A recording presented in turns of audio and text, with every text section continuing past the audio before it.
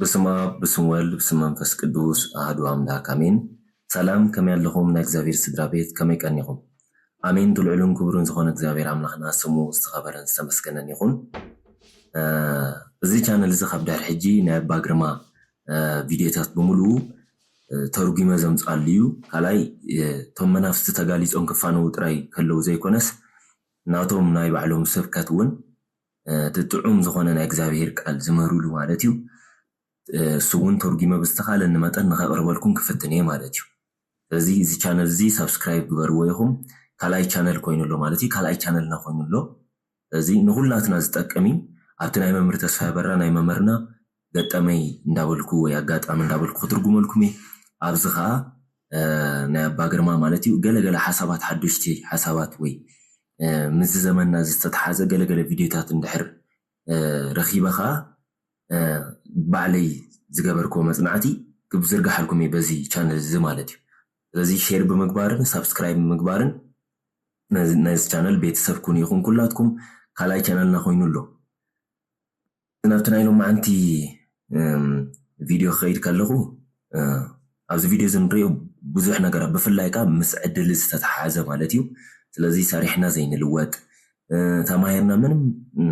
ለውጢ ዘይንረኽበሉ እንድሕር ኮይንና ምናልባሽ ዕድልና ተወሲዱ ክኸውን ይኽእል እኮ ብዝብል ነዚ ቪድዮ ዝምፅዮ ማለት እዩ። ስለዚ ነብስና ንፍትሸሉ እዩ እምበር ካልእ ነገር እንመሃረሉ ወይ ዝገርም እግዚኣብሔር ይመስገን ኢልና ጥራይ ንሓልፎ ጉዳይ ኣይኮነ።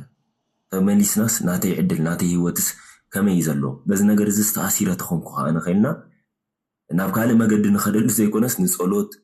ንምስጋድ ንምፅላይ ናብ እግዚአብሔር ብንስሓ ቀሪብና ቅዱስ ቁርባን ንምቕባል እዩ ተቐንዲ ዕላማ ማለት እዩ። ስለዚ ጉለታትናን ሽግራትናን ተረዲእና ፈሊጥና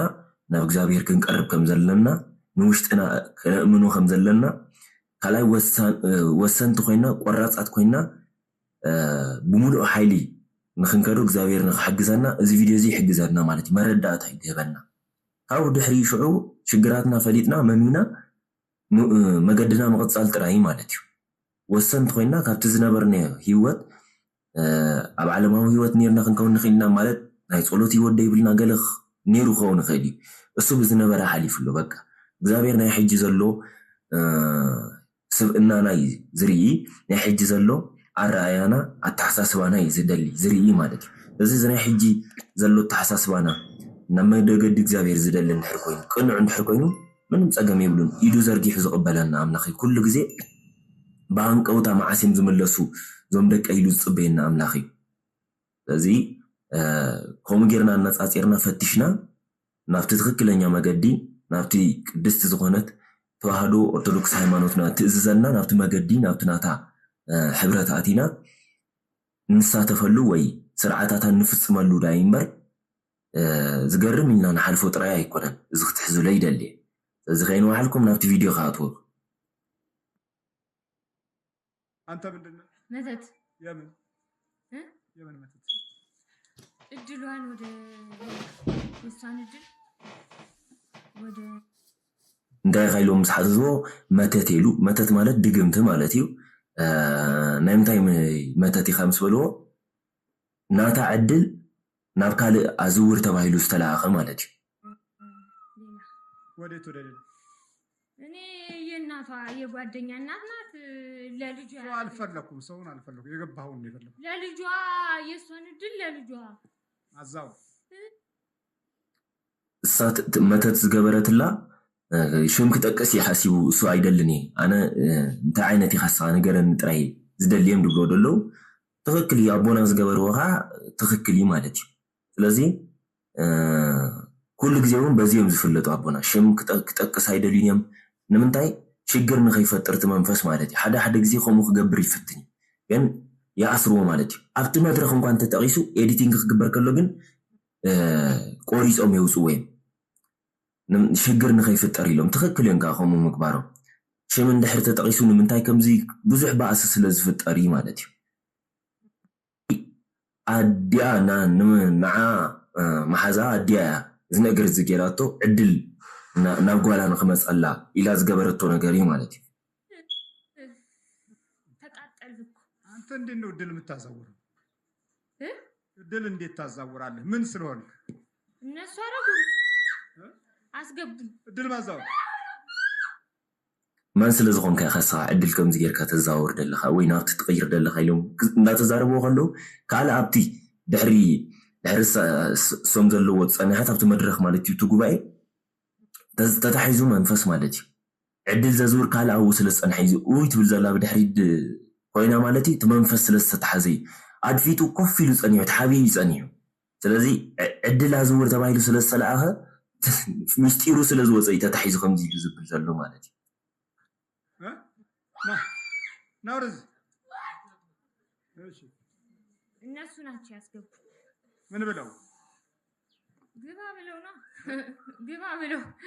እንዴት በዋዜ ለውሰው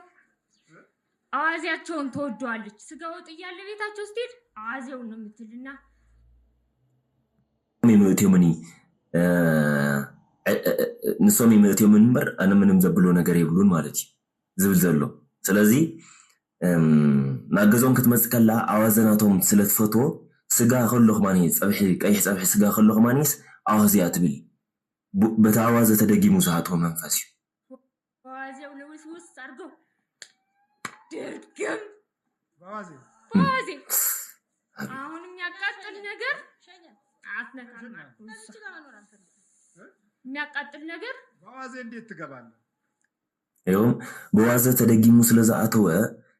እሳ ካብታ ሸዓ ግዜታ ናይ ድግምቲ ዘለዎ ኣዋዘ ካብ ትበልዕ ጀሚራ መሪር ዝኾነ ነገር ዘቃፅል ነገር ኣይትበልዕኒ ኣይትፈቱን እያ ኢሉ ክልተ ነገር እዩ በዚ ነገር እዚ ንሪኦ ማለት እዩ ገለገለ ግዜ በቲ ድግምቲ ዝተገበረና ንዑ ነታ ምግቢ ጥራይ ዝሰኽም ንፈቱ ይገብረና ገለገለ ግዜ ከዓ ልካ ከምዛ ናይ ዝሓፍትና ዝኾነቶ ማለት እዩ በቲ ኣዋዘ ስለ ዝተገበረላ ዘቃፅል ነገር ዘበለ ብምሉእ ፀሊኣቶ ማለት እዩ ኣፅልይዋ ክትበልዖ ይደልየት ናይ ምግቢ ምርጫና ንባዕሉ ከመይ ከም ዘባላሽዎ እዩ አዋዜያቸውን ነው የምትወደው እሷ ቤታቸው ስትሄድ ስጋ ወጥ እያለ እንጀራ ቢሲላት አይ አዋዜውን ስጡኝ በሻይ አድርጋችሁ ትላለች። አዋዜ በሻይ ይሰጧል። ከዛ ገባ ብዝፈትዎ ወይ መጽየማ ማለት እዩ እዚ ስጋ ከሎ ኣዋዜ ሃቡን ያ ትብል ቡይ ተደጊማት እዩ እዛ ገባንኛ ስንት ዓመት ነው? ስንት ዓመት ነው? 20 ዓመት ሆነን አንድ ዓመት ሆነን በቃ ጠቅላላ እድሏን እኮ ለልጅቱ ውስድ አርገ ነው ምንድነው የምትለው? 20 ዓመት ሆነን አቱ እንደ ዓመት ኮይኑ ከተበለው 20 ዓመት ይጎ ብሙሉ ዕድላ ወሲድና እኮ ነተያይና ይምና ንመን ነታ ዝገበረት ጓላ ማለት እዩ ነታ ጓላ እዩ አዛዊርዎ ማለት ዕድል የዝሮይ ዓመት ሙሉ ዕድል ዕቃ እኮ አይደለም ኩባያ ማንኪያ አይደለም ብረት ድስት አይደለም ዕድል እሷ ጎለት ናት እኮ ቁጭ እንዴት በቃ ሁሉ ኩባያ ማንካ እኮ ይኮን ከመጌርካ ተወስዶ ብሎ ንዓኮ ኮፊና ቢልና በቃ እዚ ታይ ማለት እዩ ዕድል እንድሕር ተወሲድና ንዓና ከምዘይ ንሰርሕ ገይሩ የደንዘና ምሽ እቶም ዝገበሩ ሰባት ግን ልካ ከምዚ ጻዕዱ አይሰል ማይሶል ዝብሉ ማለት እዩ ነፍሰይኒ ሰይጣን ሸይጠያ ከም ዝብሉ ማለት እዩ ናቱ ስለ ዝኾኑ ንዖም ፋስት ይገብሩ ማለት እዩ ንኣብነት ትምህርቲ ዓፃው ንሱ ነይሩ ትምህርትና ንኣብነት ትምህርቲ ዘይተረድኦም ኮይኑ እሶም ምርዳእሞ ትምህርቲ ድሕሪ ሽዑ ካብ ናይ ካልእ ሰብ ኣእምሮ ብእምሩ ናባይ ኣምፃዮ ፍልጠቱ ናባይ ኣምፃዮ ተባሂሉ ዝግበር ድግምቲ ኣሎ እሱ ክገብሩ ከለዉ ነቲ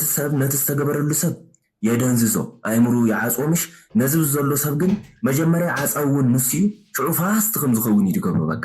ኣብ ትምህርቱ ፈዛ ዝነበረ ኣፍዚዝዎ ዝነበረ ንሱ እዩ ፈጣን ከም ዝኸውን ዝገብሮ ከዓ ንሱ እዩ ማለት እዩ ከም ድሌት ኾሙ ከፍቶም ክዓፅውን ዝገበሮ ከዓ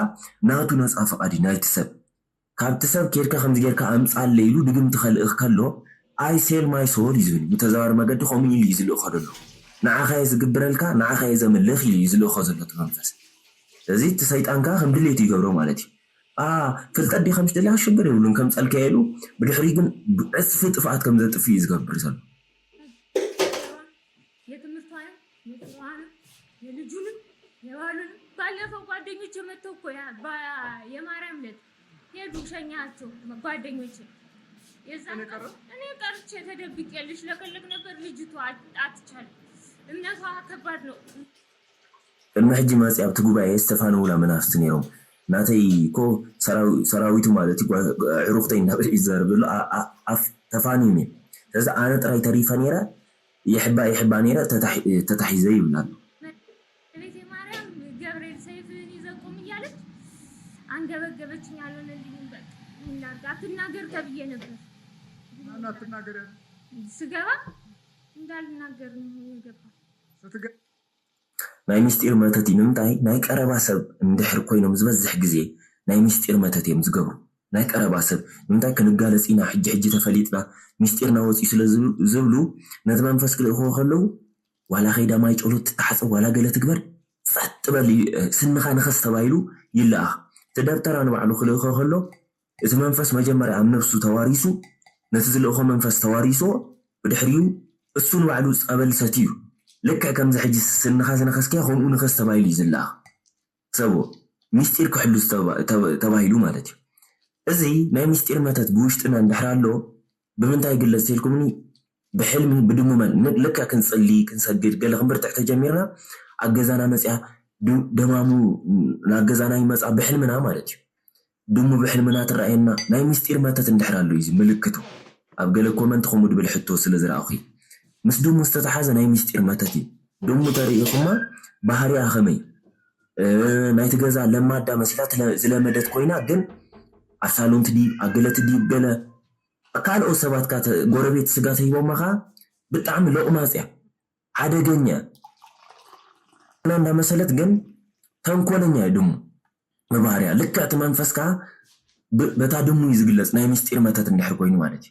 ቅልስልስና በለ أبتقانا خوينو جن نعانز قدانا عين السبالو أبزورينا مالك لك كنصلغ نسجل مجمرنا دمو يرأينا بحلمنا دمو نحركم ترايكم ناي مستير متاتي أنا يكون كم إلى بناتي حسا وي بناتي فلتة يكون نزي ممر بوزك زي زارة ولي مالك رؤسو زخالون أبع القرصي يلنا يدومو عملو خلو مسدومو استتحاسب وزو حنا قرالو مالك أما كريس ستهل لا تناقل من أين زم سات أركم بك نبرة كذا باي عند زيوتهم باي ولد قريل أنت تمت أيله يوم سات قبل من ملك أخي تزارب تباهي لستلا أخ منفس لزغني حجي كي تزارب ناي مستير سلزغني ناي مستير متى تدبهان مالتي كلت نورمال متى تعلو سيلوم متى تزلو خلو ناي مستير كازلو خلو بكا كي تزارب من مستير زبال كي توص زبال كان منفس هلو إذا منفس زي أوشتنا خلو نايتهم دقمت زقبرون سبات شمون كل عال كله ويكال أوسب أبتقانا خوينو ناتهم شمن دال على السموك خمزيهم بخوفو كالعلوم نحر سمعنا سلسهم كفوت بحر كي تزارب سوم كمزيهم إلنا جراش ناتهم طبقا خويننا خمقومي زقبرنا نمتاين أي مستيريا بوشتنا خوينو بمستيري كله نقر استرحو ناتهم تخالا خلتخم نعانا ولاكو خمز قدونا حماق كمز قبرنا كوشتنا كو يفلتي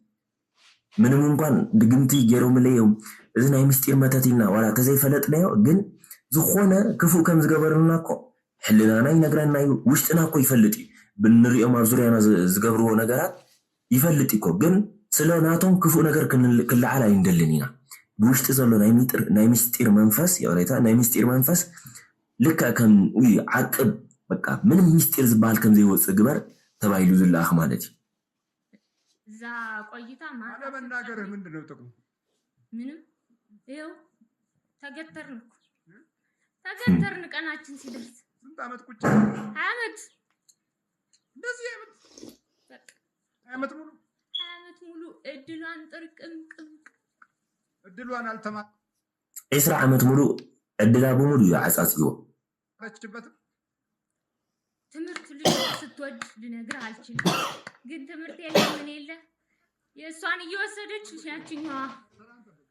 የሷን ወስዳ ዳኛ ሆነችበት ማን የሷን ትምህርት እድል እና ዳኛ ሆነችበት ያቺ አይ ተውስኪ ዳኛ ሆና ግብታ ወልዳ ይቺ አልወለደች አላገባች ወይ ዳኝነት ትምህርቱን ትለዋለች እኔ በቃ እግዚአብሔር ለኔ ትምህርት ተፈቱ ያኔ ራነሳ ግን እድል ስለዛዓጾ ሪኹ እድላ ስለዛሓዞ አዛዊሩ ወይ ናርቲ አይ ሄብዋ እቲ አተማይራ ዳኛ ኮይና ብላ ናይ ሕጊ ትምህርቲ ተማይራ ማለት እዩ አልፈቀደውም ምን የፈለኩት እንጂ ትምህርትን እሱ ለኔ አልፈቀደውም ትላለች ሞከረች ቆይ ገባኝ ጠብቃ ሰልችቶኛል ሴትዮዋ ራሱ አሰልችታኛለች ቆይ አታደርብክ በቃ እኔ ምን እድል ስትወስድ እንደ ዕቃ እንዲወስድ ነው እዛ የምታረከው እዚህ ታጨነግፍና እዛ ትከፍታለህ እንዴት ነው ነገሩ በቃ እዚህ ያጨናገፍን እዛ መክፈት ነው እንጂ እዚህኛ ተቀመጥና አይደል በቃ ቁጭ ብለን እኛ እዚህ እናጨናግፋለን እዛ በአመት እየሄዱ ያድሱታል በቃ ያድሱናል እኛም እዚ ማለት እዩ ስለዚ ዕድል ናይ ዕድል መተት ገይሮም ወን ሓንቲ ግዜ ኮፍ አይብሉኒ ማለት ገይሮም ትመተት እቴሞ ካብ እንዳሕር ካሊ ህይወቶም አይኮኑን ዝነብሩ ዓመት ግዴታ ከሕድስዎ ኣለዎም ከምኡ ተዘይኮይኑ በቲ ናይቲ ሰብ ህይወት ስለ ዝነብሩ ናብቲ ዝነበርዎ ናብቲ ናይ መጀመርያ ህይወት ዝነበሮ ናብኡ እዮም ድምለሱ ስለዚ ናብኡ ንኸይመለሱ ኩሉ ግዜ እንዳሐደስዎ እዮም ዝነብሩ ብዓመት ማለት እዩ እዚ ዓመት ሓዱሽ መንፈስ ክኣቱ ከሎ ቀሊል ኣይኮነን ቡም ኣብ ሓዱሽ ዓመት ሓዱሽ ላይፍ ክጅምሬ እስኪ ስኬጁል ከውፅእ በቃ ኣለዎም ዝመፅእ ዘሎ ዓመት ከምዚ ዓይነት ፕሮግራም ኣውፅኤ ከም ስራሕ ክጅምሬ ከምዚ ክንብል ከለና እሶም ግን ሕዲሶሞ ስለ ዝኾኑ መታይ ናዚ ፕሮግራም ዝገበርናዮ ምንም ወላ ሓንቲ ጥብ ዝብል ነገር የለን ንሕና እውን ኣይንልወጥን ብከምከምከን ኢልና ኢና ንተርፍ ሕጂ ከም ንብረት ዲኻ ትወስዶ ብልወሉ ከልካ ከምዚ ንብረት ጎቲትካ ዲኻ ትወስዶ ወይስ ኣብዚ እናባላሽኻ ኣብቲ ኢኻ ትኸፍት ኢሎም ኣብዚ ባላሽ ኣብቲ ዝኸፍት ዝብል ዘሎ ማለት እዩ ስለዚ ኣብዚ ንዓና እስርስር የብለና ትምህርቲ ንጅምር ንገድፎ ገለ ንሕዝ ንገድፎ ምንም በቃ ብከምከም ድበልና ሕዝ ኣቢልና ግድፍ ከም ነብሎ እንዳገበረ ኣብቲ ግን ይኸፍተሎም ከምዚ ዝበልኩኹም ንኣብነት ሕጂ እዚ በቐሊሉ ክትርድእዎ ናይ ምስጢር ማሕበራት ምሽ ኣሉ ሴክሬት ሶሳይቲ ዝበሃሉ ወይ ኢሉሚናቲ ዝበሃሉ ንምንታይ ሃብታማት ኮይኑ ንምንታይ ኣብ ዓለም ብጣዕሚ እቶም ኣለዉ ዝበሃሉ ሃብታማት ኩሎም ናይዚ ማሕበር ኣባል እዮም ንኾ ዲያብሎስ እዮም ከዓ ዝፍፅሙ ስለዚ ኣሚንናሉ ኢና ኣቲና እዚ ነፍስና ንሲኦል እያ ሸይጥና ኣልካይና ኢሎም ስለ ዝቕበልዎ ድሌቶም ህቦም ማለት እዩ ቶም ይዝህቦም ልክዕ ከምኡ ቶም ሰባት መተት ክገብሩ ከለዉ ከዓ ምስቲ ዲያብሎስ ተመሓሒሎም ስለ ዝገብርዎ ክንዲዚ ክኸፍል ወይ ከም ዝገብሪ ክበክዐ ስለ ዝብሉ ድሌቶም ክህቦም ይኽእል እዩ ዓፃዊ ንስ እዩ መይሱ ከዓ ዝኸፍትካ ንስ እዩ እዚ ግን ክሳብ ኣብ ህይወትና እግዚኣብሔር ክሳብ ዘይኣትወ ክሳብ ንሕና ዘይፈቐናሉ ማለት እዩ ክሳብ ንሕና ፈቒና ጎይታይ ብህይወተይ ስራሕ ዕድለይ ንስኻ ተቆፃፀር ርእስተይ ዘለኒ በረኸተይ ንስኻ ተቆፃፀሩ ኩሉ ነገረይ ንስኻ ተቆፃፀሩ ኢልና ክሳብ ንእግዚኣብሔር ክሳብ ዘይተንበርክኽና ልክዕ ናይ ዲያብሎስ መፃወቲ ኢና ንኸውን ናይ ክፉኣት ሰባት መፃወቲ ኢና ንኸውን ማለት እዩ ክሳብ መዓስ ክሳብ ዘይተንበርክኽና እዚ እሷን ጥምልምል የሚገባው ሁለት ቦታ ነው አንድ በመሰረታዊ መንፈሱን የሚልከው ጋም ይገባል ሰውየው ሳያውቀው መዝገብ ሆኖ ይገባል የሰውየውን ስራ ማለት ነው ካኣቱ ከሎ ኣብ ክልተ ቦታ እዩ ዝኣትውሉ መጀመርያ ኣብቲ ዝልእኽ ዘሎ ሰብ ከም መዝገብ ኮይኑ ዝቕመጥ ሰብ ከይተረድኦ ማለት እዩ ተኻላይ ከዓ ናብቲ ዝለኣኸሉ ዘሎ ሰብ ተኛው እሷ ጋር ሲገባ እዛችኛውም ላይ ይገባል እዛችኛው ላይ የሚገባው የእሷን እየዘጋ ነው ልክ እንዴት ነው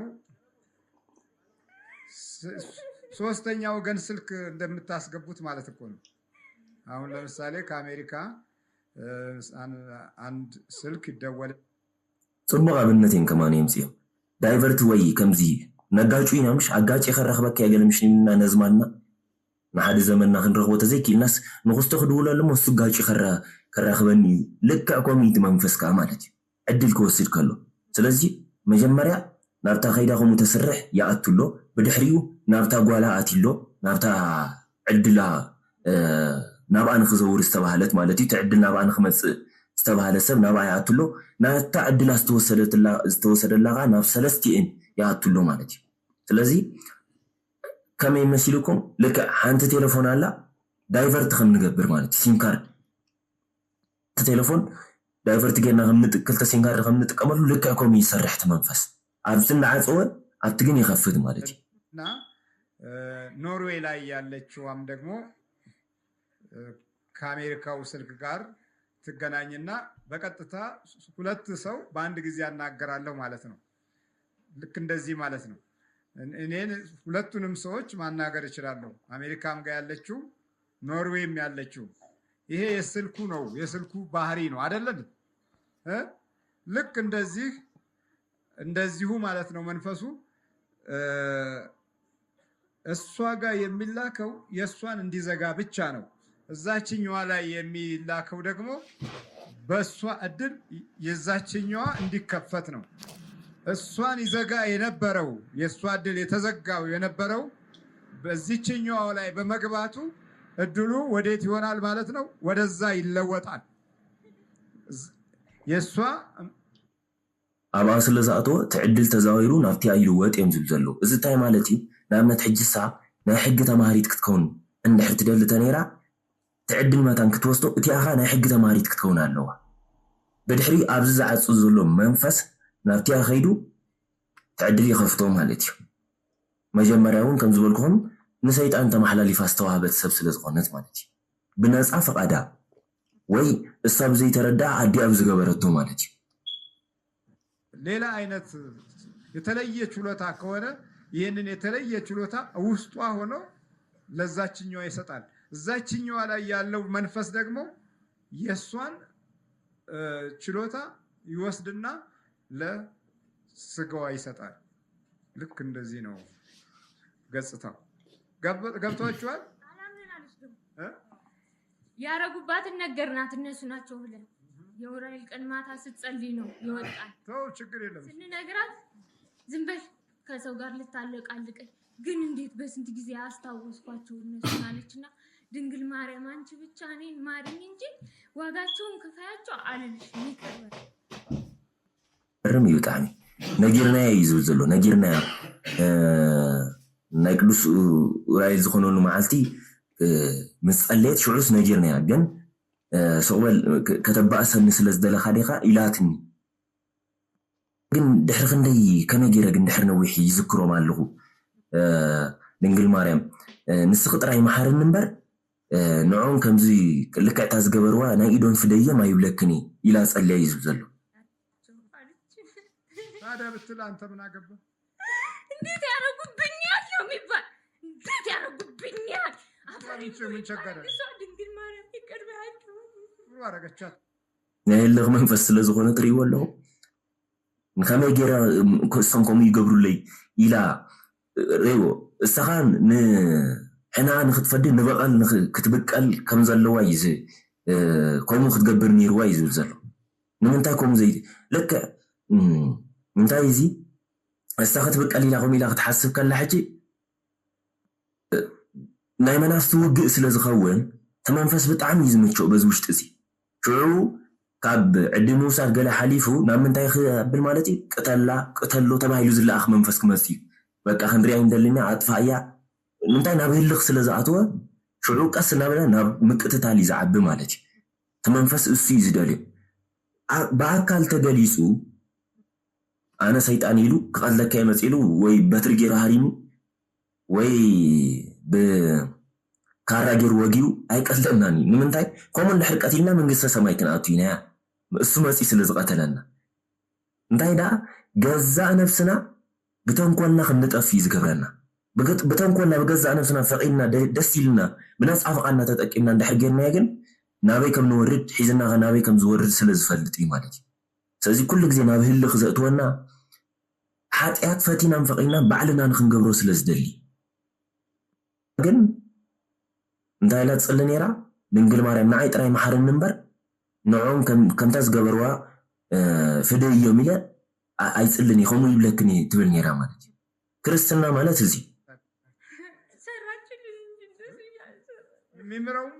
ከምኡ ስለ ዝበለት እያ እውን ዝመንፈስ ዝተታሒዙ ተጋሊፅላ ማለት እዩ።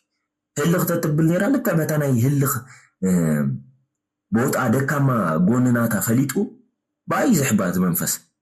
ሽዑ ኣብኣ ነኺሱ እዩ ዝሕስ ኣይወፅን እንተኾን ከደይ ትወፅእ ህልኸኛ እዩ ዝብል የሚኮንነውም እሱ። ታዲያ ምን ታደርግ አለች እሷ ሁሉን የሚያደርግ እሱ ነው ትላለች። ይኸው አበሻ ቀሚስ ትወዳለች አላለም ጓደኛዬ? አበሻ ቀሚስ የዓመቱ ገብርኤል ነው ዛሬ ከድንግል ማርያም በመንፈስ የምወለድበት ቀን ነው። ከዚህ በኋላ አዲስ ህይወት የሚጀምርበት ቀን ነው ብላ እናቷን አውጭ አለቻት። ለብሳ እኛ ልንሄድ እኮ ነው።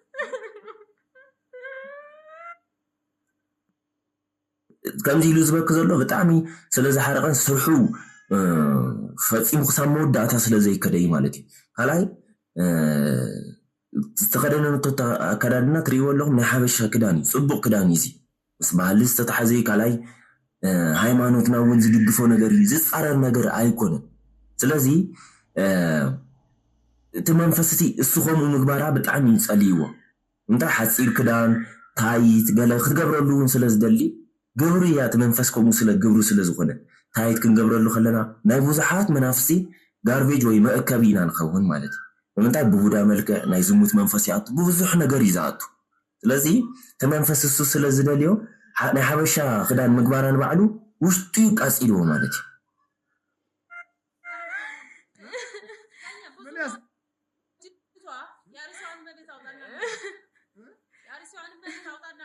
አርሲዋ መቤት ውጫ ተደ የአርሲዋ መቤት ነኝ። ስንት ዓመትሽ ነው? ምን ስንት ዓመትሽ ነው? ከማህፀን ጀምሮ ማህፀን ላይ የአርሲዋ መቤት ልቧ ላይ የአርሲዋ መቤት እንዴት ተማል? የባሊዋ የአርሲዋ መቤት ስንት ዓመትሽ ነው? መንፈስ እዚኣ በዓል አርሲ ዝበሃል ቦታ ብዚ ኢትዮጵያ ማለት እዩ ትፍለጥ መንፈስ እያ። ስለዚ ሓላዊት መልኣኽ ናይ ገዛና ኢሎም እዮም ዘምልኽዋ ብጨሌ መልክዕ ብዝተፈላለዩ ትምለኽ መንፈስ እያ። ስለዚ ኣነሳየ እንዳበለት እያ ትዛረብ ዘላ ከልጅነቷ እናቷ ማህፀን ቁጭ ብላ አልኩ አጋንንት ነው ሰይጣን? አጋንንት ነኝ። አጋንንት አጋንንት ሴት አጋንንት ወንድ አጋንንት?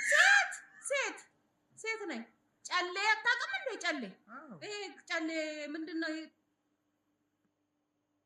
ህፃንነታ ሒዘ እያ ትብል ዘላ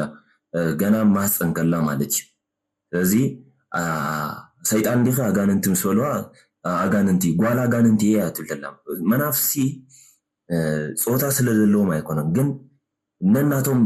ታሹም ክፍፍል ኣለዎም። ከጥቅዑ ከለው ማልያ እንዳቀያየሩ እዮም ዘጥቅዑ። ስለዚ ንኣብነት ብሕልምና መፅያ እታ መንፈስ ክትራኸበና ከላኮ ፆታ ስለ ዘለዎ ኣይኮነን፣ ግን ከተጥቅዕ ከላ ብጓል መልክዕ ተመሲላ እቲ ወድኻ ልክዕ ከምኡ ከጥቅዕ ከሎ ብወዲ መልክዕ ተመሲሉ ማለት እዩ እምበር ፆታ ስለ ዘለዎም ኣይኮነን። እዚ ብዙሕ ግዜ ደጋጊመ ዝዛረበሉ ልጅቷ አታውቅም በደንብ ተቀቅሎ በየዓመቱ የሚደረግ በአዲስ ዓመት እዚህ ሀገር በአዲስ ዓመቱ ማለት ነው። እና እሱ ምንድነው የምትሉት? ቅንጬ ተቀቅሎ ልብስ ተለብሶ የሚዘከሩላቸው ልጅቷ እዚ ግብሩ እዩ ዝዛረብ ዘሎ። ግብሩ እንታይ ምዃኑ እዩ ዝብል ዘሎ ዝዛረብ ዘሎ ወይታ መንፈስ ትዛረብ ዘላ ማለት እዩ። በጣም እንትን ነኝ። አታውቅም እኮ እሷ። ምነው አለቀስከ? ልንሄድ ነው። ስንት ናችሁ? 5000 እንታይ ይቀርበላ ከም ዝነበረ እታ መንፈስ እያ ክትዛረብ ፀኒሓ ማለት እዩ። ስለዚ ቅንጨ ገለ በቲ እናቶም ማለት እዩ ነታ መንፈስ ተባሂሉ ግብሪ ዝብል ልክዕ ንኣብነት ቆልዑት እዚ ንፍዮ ክሕዞም ከሎ ምሻሎ ቆልዑት ከለና ኩላትና በዚ ነገር እዚ ተታሒዝና ኢና። ግን ሽዑ ዕምበባ ተገይርኡ ቡን ተፈሊሑ ሓንቲ ቡን ክሰትሎ ማለት ሓንቲ ፍንጃል ክሰትሎ እቲ ዝሓመመ ቆልዓ ሽዑ እዩ ነፅባሒቱ ወይ ድሕሪኡ ክልተ መዓልቲ ድሕሪ ሓደ መዓልቲ ዝገድፎ ዝጠፍኣሉ ማለት እዩ። ኣብዚ ገፅና ዝኾነ ከምዚ ፈፀጋ ነገር ዝመስል ዝወፅእ ማለት እዩ። ስለዚ እዚ ዝበዝሕ ግዜ ሙጨ ዘሪጋ ዝበሃል መንፈስ ዘምፅኦ ሕማሚ ናይ መናፍስቲ። ስለዚ ገብሩ ስለ ዝደሊ ልክዕ ንፍዮ ሓሚሙ እኮ ተቆልዓ ተባሂሉ ቡን ክፍላሕ ከሎ ገብሩ ወሲዱሎ ማለት እዩ። ዕምበባ ዝፈቱ ሙጨ ዘሪጋ ዝበሃል መንፈስ እዩ። ስለዚ ነቲ ቆልዓ ተባሂሉ ክግበር ከሎ ገብሩ ረኪቡሉ ልክዕ ከምኡ እዩ። ኣብዚ ከዓ እታ መንፈስ ትዛረብ ዘላ ገብረ እዩ ከምዚ ይቅርብለይ ከምዚ ይገብሩለይ ትብል ዘላ ንሱ እዩ ማለት እዩ። ስለዚ ወድና ደቅና እንዳሓመመ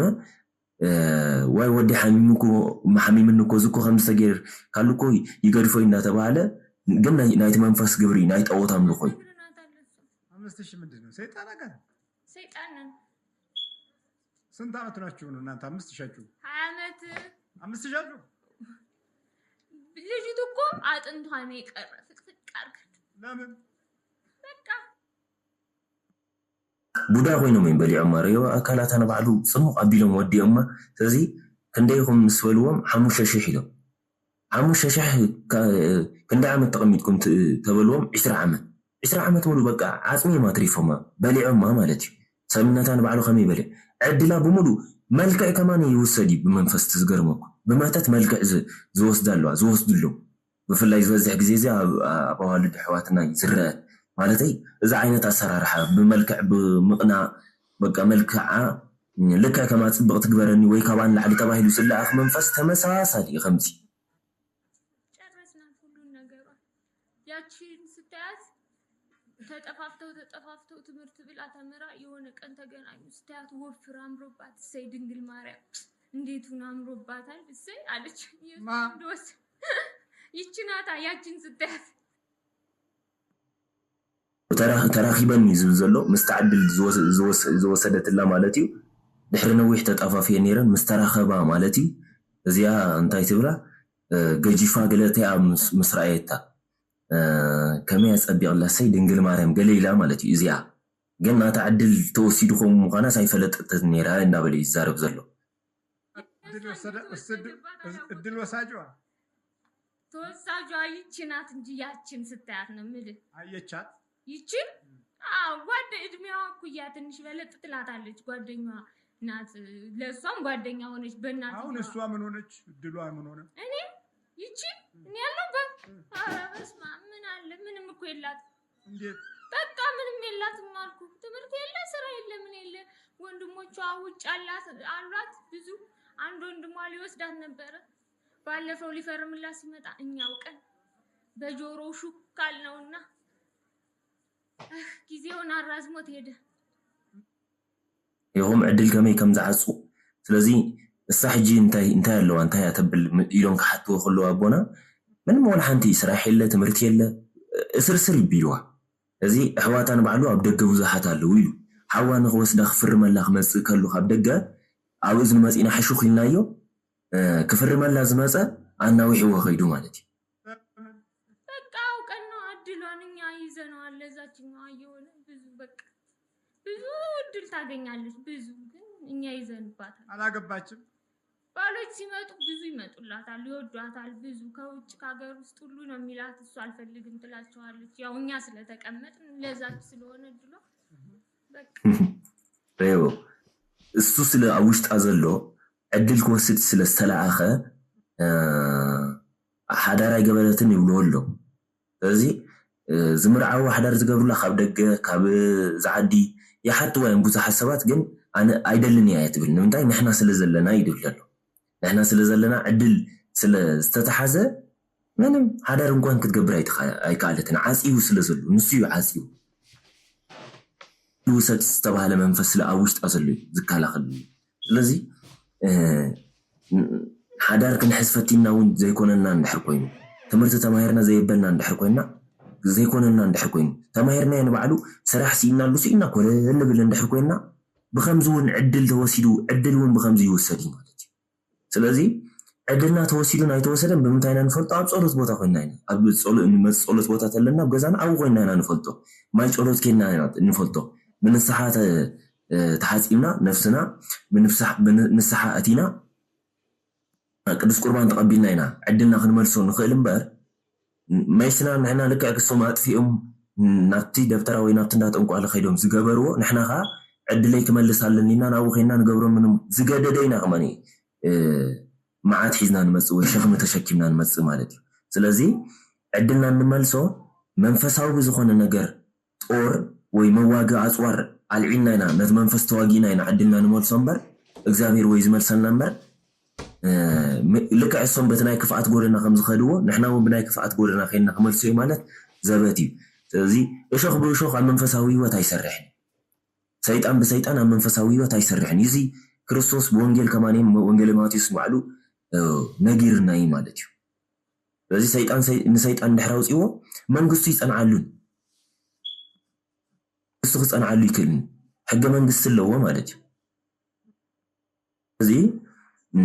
ፈሪሳውያን ክወቕስዎ ከለዉ ኣጋንንቲ ብኣጋንንቲ ኢኻ ተውፅእ እስኻ ብብኤል ዘቡል ኢኻ ተውፅእ ኢሎም ክወቕስዎ ከለዉ ማለት እዩ ስለዚ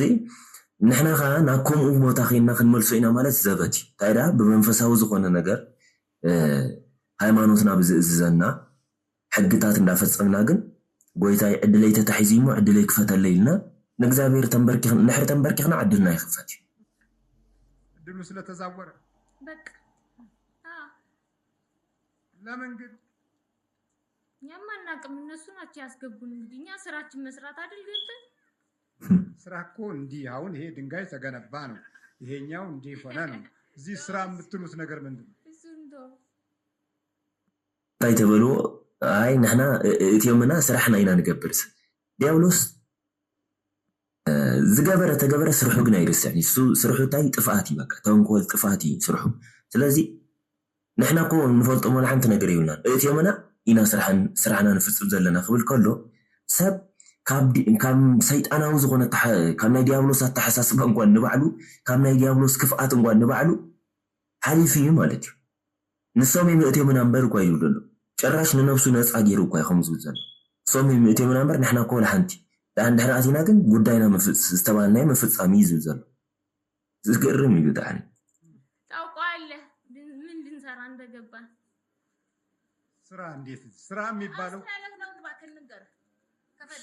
ይሄ ወረኛ ነው ስማ ወረኛ ነው አረሸኘን ዝም ብለህ ወረኛ ነው ማም ተፈልጋለህ ተንበርከክ እንዴት ነው የምትፈልገው ተዘጋጅ አንድ አይነት ጥላ አለን ስንት ናችሁ እኮ አልኩ ሁለት ሰይጣን አንድ አይነት ጥላ ሁለት ሰይጣን ልቆጠራ ሁለት ሰይጣን አለ ምን አስቆጠረ እሺ ልንገርህ ሁለት ሰይጣን አንድ አይነት ጥላ ሶስት ዛር አራት መተት በቃ ታዲያ ስንት ነው ጠቅላላ እንግዲህ ቁጠራ ምን አስቆጠረኝ አንተ ተናገረኝ ድምር አይችልም መሰል እሺ ደምርለት አንተ ወደዛ ራሱ ይደምር እስካሁን ተቀምጦ ምን ይሰራል መናፍቅ አለ መናፍቅ ደምር እባክህ ደምርና ንገረውና እንሂድ ትሄድ እንደሆነ እኔም ልሄድ ነው አቃጥላኛለች ምርር አቅለሽ ልሻኝ ነው የመጣው አምነን ንሕድሕደው ንባዕሎም ከማንሲ ትሪኡ ኣለኹም ኣዛዝን ተኣዛዝን ክኾኑ ስለ ዝደልየ ማለት እዩ እዚ ብዓለመ መላእኽቲ ከምኡ የለን ብቅዱሳን መላእኽቲ ኣዛዚ ተኣዛዚ የለን ኣዛዚኦም እግዚኣብሔር ሁሉም ዝተባህልዎ ምፍፃም ጥራይ ኣብ ውሽጢ ዲያብሎስ ግን ሰይጣን ዲያብሎስ እዩ ኣዛዚኦም ግን ኣምነን ንሕድሕዶም ንዕቀት ኣሎ ብውሽጥና ከኣትዉ ከለዉ ሽዑ ኣባና ዘሎ መንፈስ ነቲ ሓደ ዝበልፆ እንድሕር ኮይኑ ልክዕ ከምኡ ኢና ንነዓቕ ሓደ ሰብ ከም ሰብ ከማኒ ኣይንቆፅሮን ኢና ንምንታይ እቲ ብውሽጥና ዘሎ መንፈስ ኣነ ካብኡ ይበልፅ እየ ካብቲ ውሽጢ ዘሎ መንፈስ ይበልፅ እየ ስለ ዝብል እሱ ክንዕቆ ከሎ ንሕና ኸ ነቲ ሰብ ንዕቆ ማለት እዩ እንታይ ብደምናን ብስጋና ምስ ዓፅምትና ተዋሂዱ ስለ ዘሎ ናይ ዛር መንፈስ ስለ ዝኾነ ማለት እዩ ትዕቢተኛታት ከም ንኸውን እዩ ዝገብረና አምስት መናፍቅ 10 አምስት መናፍቅ አለ አራት ዛር 9 ሁለት ሰይጣን 11 ሶስት ዛር 14 ሁለት ሰይጣን 15 ድምር አይችልም ያው ወጥ ማለት አይቀርም አንድ ላይ ወጥ 16 ነው በቃ ጨረሰ እንሂድ ያው በቃ እንዲመች አሰቃይተናታል ስለዚህ ሙያ እንኳን የላትም ከልጅነቷ ጀምሮ እንዳትማር ስራ አድርገን ስላሰቃየናት እንትን ሙያ የላትም ጽዳት የሁለት ሰዓት ጽዳት ሰራተኛ እና ባሏ ጥሩ ስራ አለው ያው በሱ የምትተዳደረው እና በቃ ያው እምነቷን በጣም ተወዳለች በጣም ለእግዚአብሔር ያላት ፍቅር ልዩ ነው በዛ ነው የተያዝነው በዛ ብቻ ነው የተያዝነው በዛ በቃ ከውስጥ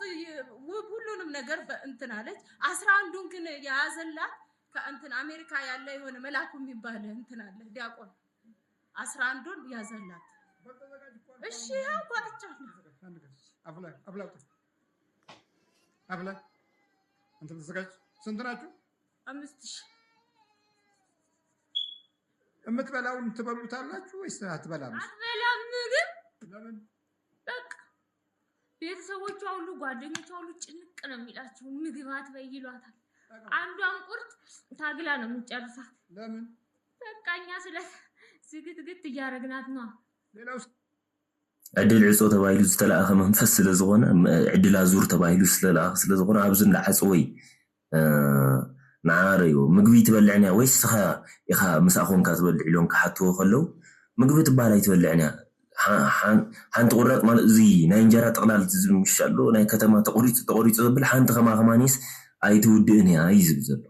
እዚ ብጣዕሚ ይድገርም ዓፂዋ እዩ ማለት እዩ ነፍሱ ሰውነታ ድበልዓ ብኸምኡ ቡዳ ኮይኑዋ ብውሽጣ ኮይኑ በጣም ይጠቀጥቃል። አንተ ደግሞ እንዳትበላ ነው የምከለክለው። ለምን በቃ እንዳትበላ ነው በቃ አብላብቶች በጣም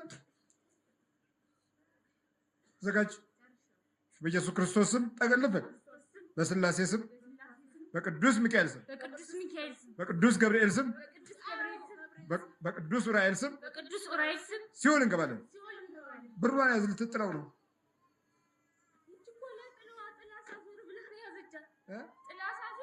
እኔ ከትቼ ነው ማዞረው ብላ ታዞራለች። ሰሞኑን አይደለ ለዛ ይዛት እዝቻ አምጫት አለቻት። እናቷን ከፖርሷ ልትከት ስትለይት አምጫት እዝች ናት ብላ መቀነት ላይ አረገቻት። አዎ ትወዳለች ልጅቱ። ትልቅ ልውን ነው የምትል በመቀነት ነው እንዲህ አበሻ ቀሚስ ስታረግ ብሯ እንዲህ ነው የምትይዝ ሞባይሏና ብሯ ገንዘብ ከይወድቅ ሕዞ ኢሎም ምስ ኣዘዙ ወይም ዝሰሙን ዝስ ፅላል ሒዛ ትዝብል ንበረኸት ተባሂሉ ዝወሃብ ገንዘብ ንሳ ኢኹም ኣብቲ ፅላል ክእከብ ከሎ ትፅላል ተዘርጊሕ ማለት እዩ እሳ ኢኹም ተዝውር ነይራ ማለት እዩ። ስለዚ እሳ ፈለያ ኣብዚ መቐነት እትያቶ ከምዚ ዓብይ ዘፃውታ ዓባይ ሰብ ከም ዓባይ ክትከውን ትደሊ ስለዚ መቐነት ትፈቱ እዩ ዝብል ዘሎ ብርና ሞባይሏን እንደ እናቶች ብላ እንደዚህ ነው የምትለብስ በአመት ባል የምትወድ እንደዚህ ነው እና በመቀነት ትላለች። ቤተክርስቲያን ልትሄድ ስትል ጠዋት ሞባይሏን እስቲ ያሳያቸው አለባበስ በኋላ እሷ ስለማታሳይ ተነስና እንዴ እናቶች አለባበስ እንዴ እንደሆነ እሷ ደንችኛ ነው ያስደመደችን። እሷ ናት የምትወደው እንደዚህ ዳሕራይ ንሳ ኮንጌራ ስለዘይተርኢ ተስእሞ ሳኻ እስኪ ነቲ ህዝቢ ይርአ ክመሃሩ ስለዘለዎም እዮም ከምኡ ኢሎም ዝዛረቡ ዘለዉ እቲ ሰብ ክመሃር ስለዘለዎ ኣርዮም እስኪ ኣካዳድና እዮም ድብልዎ ደለዉ። ስለዚ እሳ ኢኹም እኮ ትፈቱ ኢሉ እቲ መንፈስ ይዘርኢ ዘሎ እዚ ጠልፊ እዩ መስቀል ዘለዎ ሃይማኖትና ዝገልፅ ብዙሕ ጥቕሚ ዘለዎ እዩ። ናትና ዝኾነ ብዙሕ ነገር ተወሪስና ኢና። ንኣብነት ኣብ ባንኪ ዝሰርሑ ተሪኢኹሞም ኣብ ኣዲስ ኣበባ ዘለዉ ኩሎም ባላ ተኸዲኖም እዮም ባንኪ ዝሰርሑ ፅቡቅ እኮ እቶም ባላ ምኽዳኖም ፅቡቅ እኮ ግን ንምንታይ ናይ ፃዕዱ ነገር መሪፆም ናይ ሓበሻ ክዳን ገይሮም ክሰርሑ ይክእሉን እዮም? ንምንታይ ባህሎም ፀልዮም? ንምንታይ እቲ ናይ ቀደም ናይ ኣቦታትና ነገር ገዲፎም ንምንታይ ብናይ ፃዕዱ ዝኾነ ነገር ጥራይ ክብሉ? ስለስ ቡዳ ማለት ኮስ ማለት እዩ ናይ ፃዕዱ መንፈሳዊ ውሽጥና ክህሉ ከሎ ብኡ ስለዝተበላዕና ኩሉ ናይቶም ነገር ኢና ደስ ብለና። ኣመጋግባና ከይተረፈ ናይ ሓበሻ እንጀራ እኳ ነይፈቱን ይብሉ ሰባት ምሽ ኣሎ ናይ ፃዕዱ ጥራይ ዕሹግ ምግቢ ከም ንፈቱ ይገብረና። ፒዛ በርገር ገለ እዚታት ደስ ከም ዝብለና ዝገብር ሽሮ ዓደስ ገለ ዝበሃል ጨራሽ ከም ንፀርፎም ከም ንንዕቆን እዩ ዝገብረና። ሽሮ ዝበሃል ሽሮ ንባዕሉ መግቢ ድዩ ሽሮ ዝብሉ ሰባት ምሽ ኣለዉ። ዓደስ መግቢ ድዩ ትምትሞ መግቢ ድዩ ዝብሉ ምሽ ኣለዉ። እንጀራ ተባሂሉስ መግቢ ሰብ ይበልዕ እንጀራ ኢሉስ ሰብ መግቢ ይበልዕ ዝብሉ ሰባት እኮ ብውሽጦም ዘሎ ናይ ፃዕዱ መንፈስ እቲ ናይ ሓበሻ ነገር ኣይፈትዎን። ንምንታይ ሰብ ሽሮ እንድሕር ዝበልዕ እንድሕር ኮይኑ ዓደስ ዝበልዕ እንድሕር ኮይኑ ተገደደ በቲ ሽዑ ግዜ እኳ ተዘይገበሮ ግን ንናይ ፆም ሂወት ዝተለማመደ ሰብ ኮይኑ ኣሎ ማለት እዩ። ናይ ፆም መግቢ ይኮነን ሽሮ ዓደስ ነዚ ላይፍ እዚ ዝተለማመደ ስለዝኾነ ፅባሕ ንጎ ተረዲእዎ ናብ መንፈሳዊ ሂወት ብጥልቀት ክኣቱ እንድሕር ጀሚሩ ኣይከብዶን እዩ ንምውፅኡ ካብቲ ዝነበሮ ንምውፅኡ ስለዘየሸግሮን ስለዘይከብዶን ሕጂ ሽሮ ዲ ክበልዕ ሕጂ ዓደስ ዲ ክበልዕ ኢሉ ኣይጭነቕን ቅድሚ ሕጂ ዝነበሮ ሂወት ስለዝኾነ ማለት እዩ። እዚ ናይ ፃዕዱ መንፈስ ግን ፆም ስለዘይፈቱ ኩሉ ግዜ ጠጥዑም ናይ ምቾት ሂወት ከም ንፈቱ ስለዝገብረና ፍልሊ ስለ ዘለዎም ኣይኮነን። ግን ከመይ ገይሮም ንደቂ ሰባት ከም ዝተቋፃፀሩ ክነግረኩም ኢለ እምበር ሰይጣን እዩ ናይ ፃዕዱ ናይ ሓበሻ ኢሉ እግዚኣብሔር ክፈጥሮ እንከሎ ፈሊኩ መጀመርያ ከም መላእክቲ ኮይኖም እዮም ተፈጢሮም ድሕሪ ውድቀት ዋላ ምስ ወደቁ ዋላስ እስኻ ንሓበሻ ጥራይ ፈትን ንስኻ ኸ ንፃዕዱ ጥራይ ፈትን ተባሂሉ ዝተፈለየ ነገድ ወይ ዓሌት የብሉ። እንታይ ደኣ اتنا يتقاقعو سلتقن استفالالي تاكتيكو مالتيو نصعدو زحزلو سيستم بينيو نعوم اي امانيان امنت كم زي بولهم ايتيستي جيروم ابانا خمس كلها هايمانوتو مسيلي سرحو السرح سلازي ازنا يصعدو منفس اوشتنا خات تخلو نحبشا نجر زبالة بملو دستا يبلوني بكا كله منعها قطراي شو دقبت يحن زمانسو تاريخهم قالوا نفع الزغونو يلون إلى أيكونكم كلهم بحنس أيكونكم تقليل أزفردهم دلهم جن استوصلوا سمات علو نعدهم نجر مسبهلهم استتحزة بتعمز لهم مالتي أي عبشة قد بقدم زول له أنت حينت منفس بوشتهم كم زلوا مرعي يسو እንደዚህ ነው የምትወድ አንተስ እረኛ ምን አገባን እኛ መቀመጥ ነው አንዲ ቀሚስ አትወዱ እናንተ እረኛ አንወድም ለምን ምን ያረግልናል ቀሚስ እናንተ የምትወድ እናንተ ምን አይነት ነው የምትወዱ አመት ባለ ሲሆን እኮ ነው የምታረግ ዘመን መለወጫ ምናምን ገና ሲሆን የጌታ ልደት የጌታ ስቅለት እያለች መከራችን የምታበላ አበሻ ቀሚስ ትወዳለች እንደዚህ ልብስ አርጋ ከዛ የምትወድ እንደዚህ በአመት ባል ደስ የሚል እንደዚህ ነው እንደ እናቶች ቀሚስ ነው እንጂ ምን የዘመን አመጣሹን አትወደው ተምሯለች ትምህርቱን እንግዲህ አሰፋፉን ስፌት ተምራለች ግን አትወደውም በአመት ባል አይ ዘመን አመጣሹ አይሆንም ትላለች ይሄ ነው እንጂ ባህሏን ትወዳለች ባህልና ባህሌን ወዳለው ትላለች ልጅቱ ባህልና ባህሌን ወዳለው ትላለች እና እንደዚህ ነው ምን አይልብስም ይሄ ወይ የባህል እዚህ ላይ ወይ አንገት የባህል ወይ ምናምን አርጋ ነው ልጅቱን የምታገኝ እናንተ እንዴት ቢሆን ነው የምትፈልጉት እናንተ እኛማ በዘመናዊ እንዴት ነው በቃ ውሽጣ ዘነበረ መንፈስ ሕጂ ትዛላፍ አለፍ ደሎ ማረግ እንዳይ ከም ዝተቃጸለ ሰብ ንሓበሻ ብምግባራ ማለት እዩ እንታይ ዘመናዊት ክትኮነሉ ይዝደለ ነይሩ ማለት እዩ ዘመናውን ስልጡን መኻንን በበይኑ ስልጡን ማለት ንዝነበሮ ባህሊ ንዝነበሮ እምነት አጽኒዑ ሒዙ ብድሕሪ ግን ናምነት ነቲ ዘመን በትዘል ዘለዎ ዘመን ሓዱሽ ነገራት ክመጽእ ከሎ እዚ ነገር እዚ ምስ ሃይማኖተይ ይኸይድ እዩ እዚ ነገር እዚ ምስ ባህለይ ይኸይድ ኢሉ መርሚሩ አጽኒዑ ሽዑ ዝቕበሎ ፈቲሹ ንዑ ዝኾነ መሚዩ ዝወስድ እዚ ስልጡን ይበሃል ዘመናዊ ዝበሃል ግን ነቲ ዘመን ዝመስል ሰብ ይበቃ ናምነት ዘመን እዚ ናይ ምንታይ ዘመን ሓፂር ክዳን ናይ ምኽዳን ቆራፅ መራፅ ክዳናት ተኸዲንካ ናይ ምውፃእ ጨጉሩኻ ናይ ምንዋሕ ዘመን እንድዩ እዚ ሕጂ ዘለናዮ ማለት እዩ ዘመናዊ ማለት ንዑ መሲልካ ምኻድ ማለት እዩ ነቲ ዘመን ምምሳል ማለት እዩ ስለዚ ዘመናውን ስልጡንን ፍልልዩስ እዩ ስለዚ እሳኸሙ ብምግባራ ብጣዕሚ ይጸልይዎ ዘመናዊት ክትከነሉ ስለዚ ተመንፈስ ዘመናዊ ስለ ዝኾነ ማለት እዩ ልክዕ ነቲ ዘመን መሲል እዩ ዝኸይድ ትመንፈስ እዚ ባህላ ምፍታዋ ደስ አይበሉን ቀደም አዴታትና ድገብሮ ዝነበራ እዩ ምናልባሽ ሕጂ እንኳን እንዳተረፈ ፍላይ ካብዛ 40-30 ዕድመ ታሕቲ ዘለና ብሙላትና ተረሲዑ የለን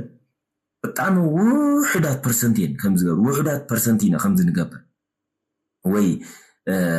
ንክንገብር ንፅዕር እምበር ዝበዝሕ ኣይንገብርና ጠፊና ኢና ማለት እየ ስለዚ ሰብ ካብ ባህሉን ካብ እምነቱን እንዳወፀ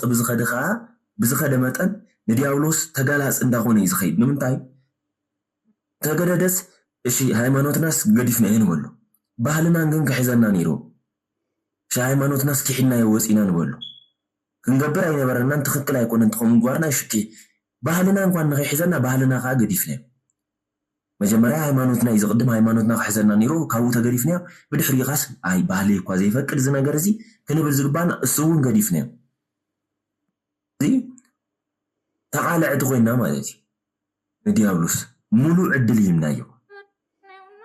ማለት እንዴ በዘመናዊ እንዴት ዘመናዊ ልብስ ሁሉም ይለብሳል ያገሩን ያልሆነ ማለት ነው ያገሩ ያልሆነ አው ታውቋለህ እኮ ዝም ብለን አንተ ቢጠፋ ነው አይ እናቴ እውቀታቸው ትላለች እሷ እውቀታቸው ያባ እውቀት ጸጋቸው ትላለች ስትወድ መከራ ነው ናፈቀኝ ትላለች ደግሞ ከሰኞ እስከ ዓርብ ናፈቀኝ ከሰኞ እስከ አው ናፈቁኝ ነው ግን የምትል ግርማሽ ጋር ልትሄጂ ነው ስንላ ዛሬ አንተ ርኩስ ግርማሽ ጋር ትላለህ መላከ መንክራት ግርማ ወንድሙ ነው የሚባል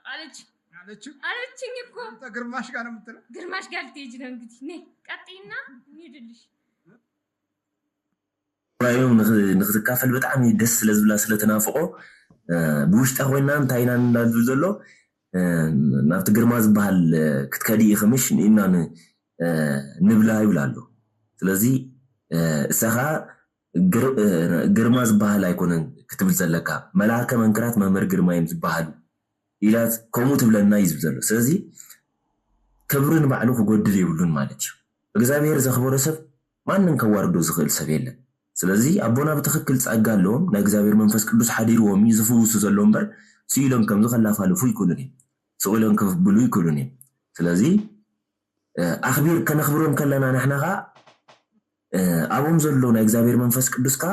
ብውሽጥና ዘሎ መንፈስ ያስረልና ስለ ዘኽበርኒ ስለ ሰገድናሎም አይበልኩም ገለገለ ሰባት ኮሙ ዝወስዱ ሰባት ስለ ዘለው በቃ ሓደ እውን ኮነ ባዕሉ ካብቲ ቀንዲ ፈተና ነምፃሎም አቦና እኮ ንሕና ኢና ንኣባ ግርማ ተዘይከይዲ ኣይድሕንን ይንብል ስለዚ ቶም ካልኦት ሰባት ቶም ዝቃወሙ ሰባት ክሰምዑ ከለው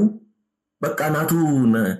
ንእግዚአብሔር ግዳ ዘይትኽተል ናይ ሰብ ተኸታሊ ካብ ትኸውን ክብሉ ይጅምሩ ማለት እዩ ስለዚ ኣብኦም ዘሎ መንፈስ ትክክለኛ መንፈስ እዩ ናይ እግዚአብሔር መንፈስ ቅዱስ እዩ ንዓይ እንድሕር ረኺበዮም እግዚአብሔር እንድሕር ፈቂዱ ብወንጌሉ ክፍውሰኒ እዩ አሁን ሐደረ እግዚአብሔር መንፈስ ቅዱስ ክፍወሰኒ ተዘይ ኮይኑ ካ አብጠቃይ ዘሎ ማይ ጮሎት ከይደ ተሐሲበ ክፍወስ ይኽንብል ከለና እዚ ትክክለኛ አራአያን ትክክለኛ መስመር አለና ማለት እዩ አሁን ተዘይ ከይደ አይድሕንኒ ወይ ምስኦም ንዖም ተዘይ ተንክቢም ዝናት ይሽግር አይቅረፈለይኒ ንብል እንድሕር ኮይና ግን ቀንዲ ፈተና እንኾኖም ንሕና ኢና ማለት እዩ ንምንታይ ንኻልኦት ጸላእቲ ወይ ዝቃወሙ ማዕጾ ንኸፍት ኣለና ንሕና ማለት እዩ በቃ ሰብስ ኮይስ እሱኮ ሰብክ ወዘምልኽ ሳኮ ሰብያ ተምልኽ በቃ አሁን ከይደኮ አሁን ተዘይ ከይደ አይድሕነኒ እንዳበለት ያኮ ከምዚ እኮ ያላ ትዛር እሱም ናይ መድኃኒተይ እኮ ያትብል እም ሰብ ዘምልኹ መጽም ገለ እንዳበሉ ዝወቕስናኮ ሓደ ግዜ ካብ ቃላትና ኸውን ስለ ዝኽእል አዊታት እግረ መገድና ነስተኻኽሉ ክብለኩም ኢለ ከምዚ ዓይነት አራአያ ዘለና ሰባት ማለት እዩ እዚ ከም ወቀሳ ጌርኩም አይትውሰድዎ ከም ሓሳብ ዝነግረኩም ዘለኹ ዘመሓዋተይ እንጂ ነሳኹም ስለትፈትዎም ያ ተመንፈስ ብውሽጥ ዘሎ ዝቃጸል ማለት እዩ አንተ ጨምላቃ ወራዳ ባንተ አፍ እንደዚህ ጸሩ ምሳች አለች ይሄ ነው አለባበሱ ሂድ እስቲ ወደ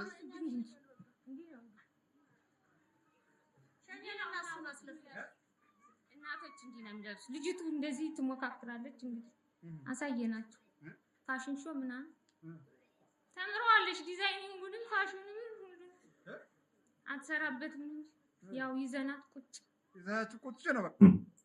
ናይ ፋሽን ትምህርት ተማይራ እዝዋ ሲርዋ ግን ኮፍ አቢለዋ ማለት እዩ ጽቡቕ ነገራ ግን ናይ አድሌታታ ስለ ዘይረሳዓት እዩ ናይ ፋሽን ትምህርት ተማይራ ከላ ግን በቲ ናይ ፋሽን ነገር አይተበልዐት ንዑ ማዕጾ ይከፈተትሉ በቃ ናይ አድሌታታ ይገደፈቶን ናይ ሓበሻ ክዳን ተኸዲና ኣላ ከም ትሪዋ ኣለኹም አዳ ቁጭ ነው ምን ተመርክክሽ በቃ ተዘጋጅ በኢየሱስ ክርስቶስ ስም በላተ በስላሴ ስም በቅዱስ ሚካኤል ስም በቅዱስ ገብርኤል ስም ሲኦል እንገባለን ቶሎ ሰባት ይሆናል ቁጥር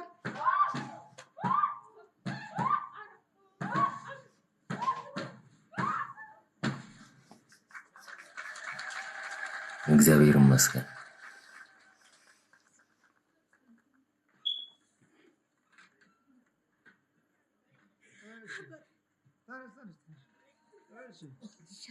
እግዚአብሔር ይመስገን ፈርዝ እንዴት ነው ደህና መጣሽ አው ቆንጆ ቆንጆ እሺ ከተቀዳው እንዴት እግዚአብሔር ይስጥልኝ እድሜ ይስጥልኝ ዛሬ በነጫጭ ቀሚሶች መሃል ገባው በቃ ዛሬ ነፃነት ቀኔ ነው ከዲያብሎስ ቀንበር ነፃ መውጣበት ቀን ነው ብዬ ነው መቼ ነው መጣሽው ባለፈው ሐሙስ ነው የገባሁት ነው አዎ ትደውዬሽ ነበር ከዛ በስልክ ሁሉ አግኝቼውታለሁ የተወሰነው በስልክ ሸኝተውልኛል እና በቃ እኔ ግራ ተጋባ የሆነ እንትን ውስጤ ያለው ነገር ግራ የሚያጋባ ነገር ነው አይዞሽ በርቺ ተጎር ንሳ ካብ ደገ መጽያ እዛ ትዛረብ ዘላ ሓፍትና ስለዚ ቅድሚ ሕጂውን ብቴሌፎን ረኺባቶም ዝተወቀነወላ መንፈስ ነይሩ ሕጂ ካብ ጉባኤ መጽያ ተፋኒላ ማለት እዩ ከም ዝተረፉ ስለዚ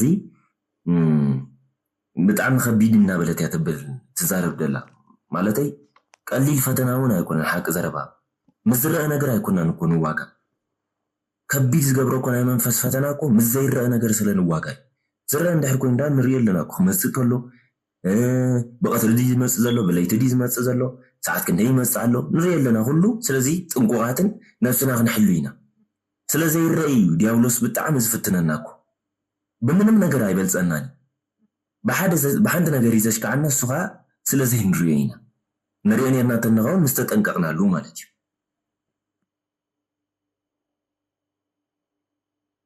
እያለ የሚያጽናና መንፈስ አለ። እንደዚህ ደግሞ ፍጥጥ አድርገው የሚያስጨንቁ መንፈሶች አሉ። በእርግጥ ይሄ እኔ እንጃ ብቻ አላቅም። እግዚአብሔር ያደረገ የሆነ ታምር ያለ ይመስለኛል።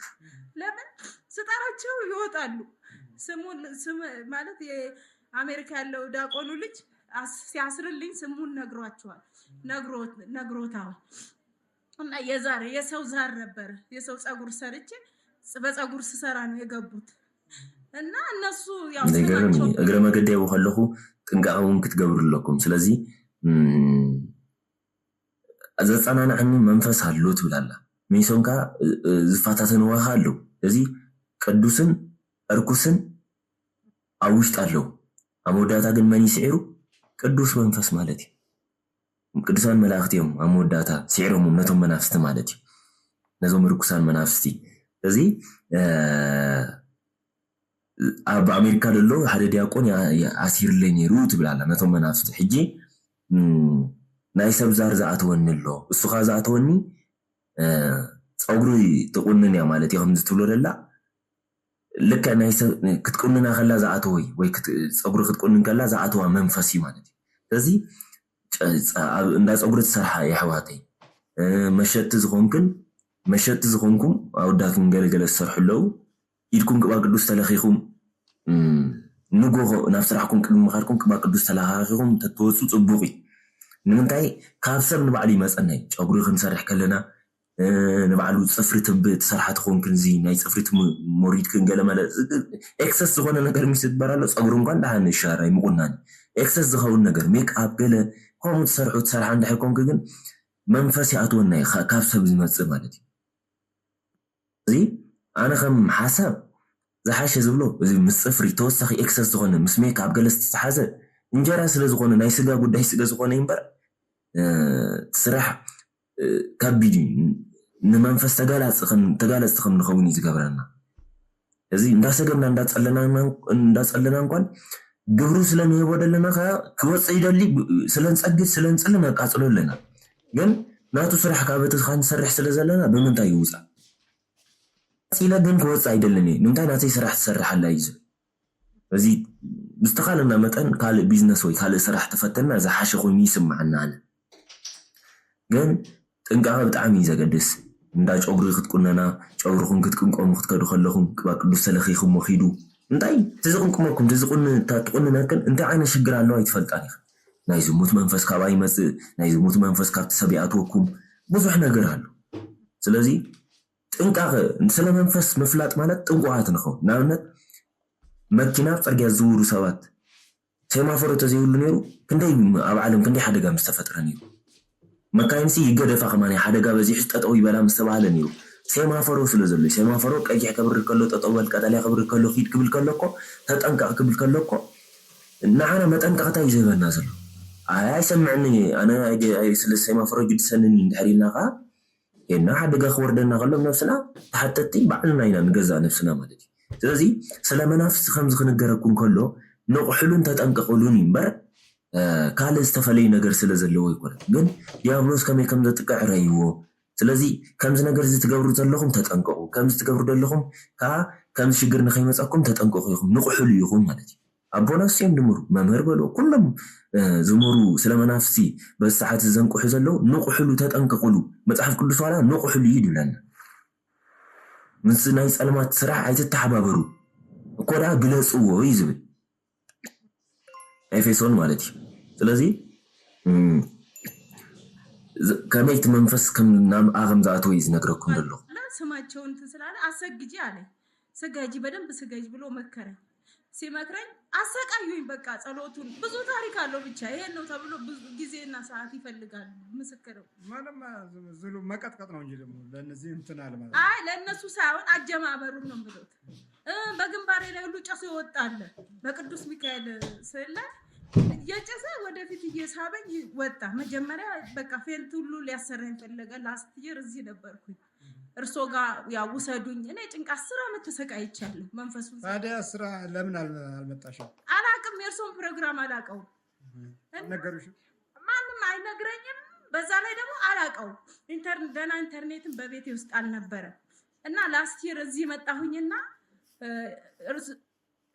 ብትክ መልክዕ ካብ ግንባረይውን ግንባሪ ከም እክብ ነገር ኢሉ ሓንሳ ጥርንፍ ነገር ኢሉ ዝወፃለይ ነገር ኣሎ እያ ትብል ዘላ 10 ዓመት ሙሉ የተሳቀያ ትብል ዘላ 10 ዓመት ሙሉ ክትሳቀ ከለኽ ዳሞ እንታይ ኮንክ ናብዚ ትመፅእ ምስ በልዋ ምንም ዝፈልጦ ነገር የብለይን ዝነገር እንሰውን የለን እያ ትብል ዘላ ስለዚ እግዚአብሔር ይመስገን ኦልሬዲ ነቂሓትሉ ተታሒዝላ እኮ ስለዚ ኩሉ ግዜ ኣለዎ ኣብ ግዜ ዝኸውን እምበር ከምቲ ዝሓሰብናዮ ከምቲ ንሕና እንደልዮ ይኮነን ኩሉ ግዜ ዝኮነና ጊዜ የለው እዚህ ከመምጣቴ በፊት አንድ ካሴት የእርሶን ካሴት ለሆነ ሰው አድርሽ ተብለው ተሰጠኝ። ሲዲ ነው። ያን ካሴት አየው ከፍቼ ሳይ እንትን ንጽጽር የሚል ነው የመተቱን ስራና ያው እርሶ የሚፈውሱትን ፈውስ ንጽጽር ነው የሚለው ካሴቱ እና እሱን አየው ማየት አቃተኝ። በቃ እንዲያልኩ እየተደበቅኩ ነው ያየው ፈርቼ ማለት ለመጀመሪያ ጊዜ ብምንታይ ከም ዝነቀሐት ትዛረብ ዘላ ብዚ ናቶም ቪሲዲ ብሲዲ መልክዕ ረኺባ ማለት እዩ ከፊታቶ ክትሪኦ ከላ ሕጂ ንፅፅር ዝብል ትምህርቲ ነይሩ የናፃፅሩ እዮም ነይሮም ናይ መተት ኣሰራርሓን ምስ ናይ ምናልባሽ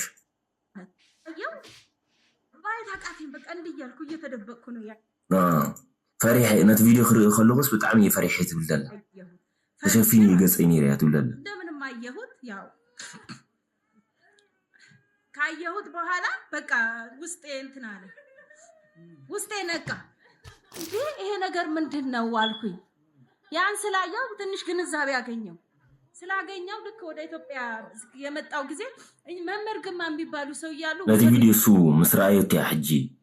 ነቂሓ ማለት እዩ። ስለዚ ልክ ነቲ ቪድዮ ሱ ምስራየቶ ሓበሬታ ስለዝረኸበት በቃ ውሰዱኒ ኣባ ግርማ ዝበሃሉ ኣለዉ ናብኦም ክኸይድ ኣለኒ ኢለያት ነጊራቶ